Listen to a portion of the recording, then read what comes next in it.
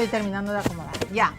Buenas noches, bienvenidos todos. Esto es No Culpes a la Noche. He venido corriendo porque he estado en el velorio de Enrique Sileri. Después les voy a comentar todo lo que ha sucedido. Se ha ido un grande del periodismo, un hombre al que tenemos que rendirle homenaje porque ha sido el mito de Caretas, ¿no es cierto? Para todos los que hemos estudiado periodismo, para todos los periodistas, para la democracia del Perú, Enrique Sileri siempre significará una de las columnas vertebrales de la independencia.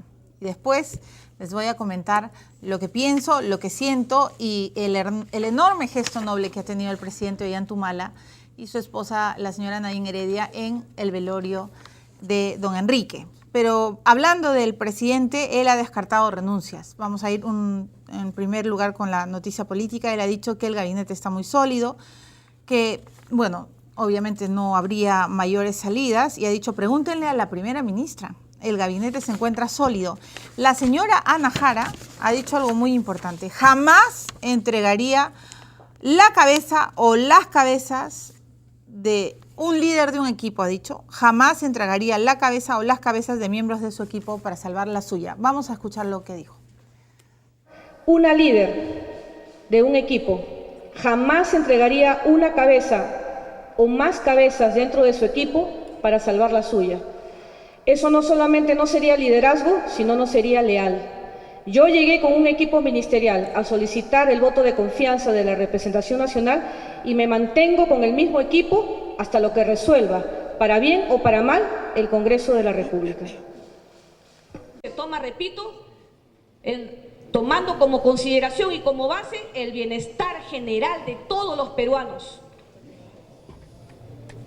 Se dice también, Presidenta, que se habría favorecido.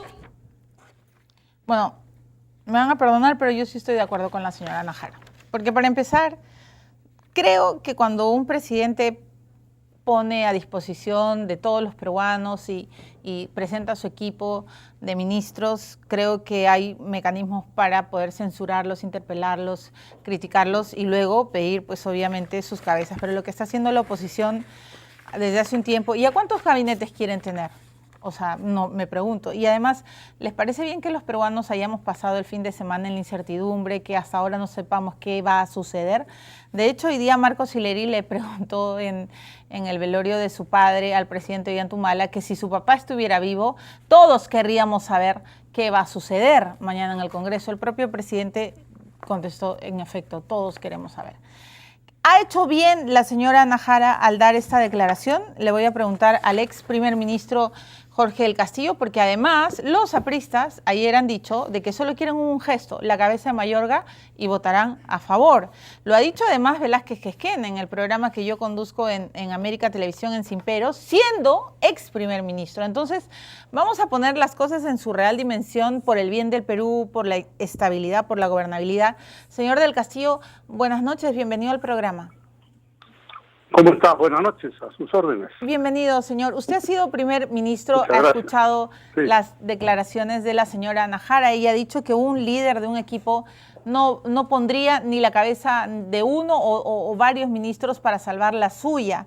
Esto obviamente es una clara alusión a que no va a haber ninguna renuncia para salvar el gabinete Jara. ¿Cuál es su opinión? Porque la oposición obviamente está pidiendo la cabeza de Mayorga para darle el voto de confianza. Bueno, me parece muy encomiable que como jefe de gabinete haya dado piense así, ¿no? Y actúe en consecuencia. Lo que sí no me parece que sea muy político, por decirlo de alguna manera, que a menos de 24 horas de la votación haga esto, que alguien podría interpretar como es una especie de desafío, una posición un tanto de soberbia ajena, ¿no? Y digo ajena porque parece que le hubieran dicho dilo así. O soberbia o cansancio, señor del Castillo. Usted ha sido primer ministro, era un buen traductor, negociador. Me acuerdo que los periodistas en esa época, cuando había problemas con el presidente García, decíamos, hay que llamar al bombero del Castillo porque él va a aquietar las aguas. ¿Estará cansado el presidente Humala? ¿Estará cansada la primera ministra?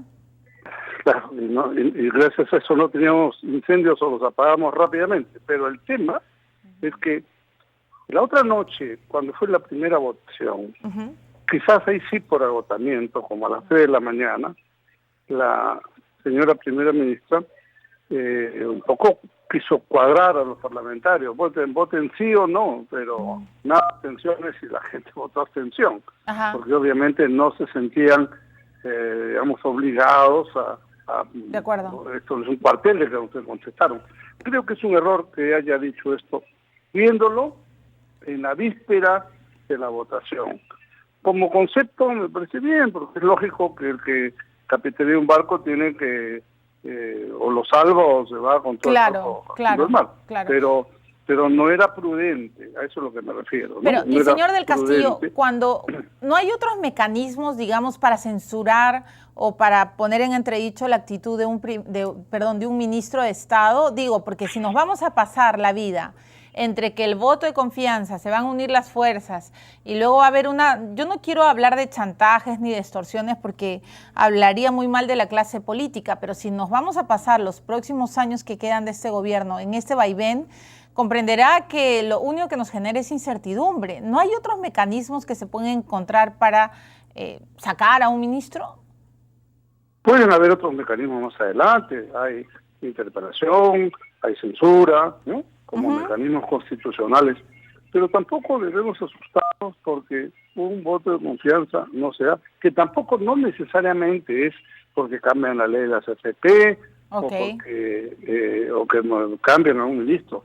Acá hay un tema crítico que es de fondo. El gabinete, el gobierno, vamos a decirlo de alguna manera, porque tampoco no es un responsable de un gabinete en particular, sino el gobierno en su conjunto, ha reducido el desarrollo de la economía últimamente a 0.3%. Entonces, eso sí es materia de crítica y de no confianza, porque no se trata de cambiar una persona y seguir con las mismas, vamos a decir, yo no digo política, sino digo más bien de la misma modalidad de gobernar, no generando confianza en el actor económico, en el inversionista, en la población. Entonces, esa es la incertidumbre que ha echado abajo los niveles de desarrollo y de crecimiento del país. Después de esta, entiendo. Ese es el punto que nosotros criticamos. Entiendo. Después de estas declaraciones, el APRA, usted como uno de los líderes principales, ¿ya sabe cuál es la decisión? Se va a votar. Velázquez Quijén dijo si había un gesto político, ellos votaban a favor. Imagino que lo interpretan como un gesto poco amable, como usted acaba de decirlo. ¿Quiere decir que no van a votar a favor?